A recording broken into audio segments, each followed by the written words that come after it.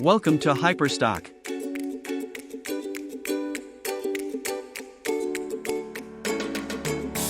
Go to your profile. Tap on Manage Users.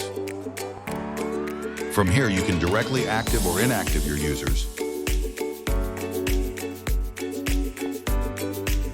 Tap on a particular user to manage its rights. Using this checkbox, you can define permissions of a user,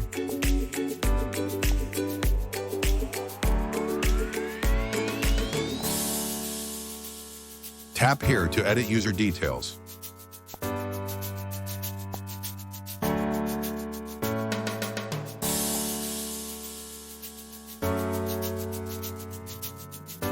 After editing, just click on Save.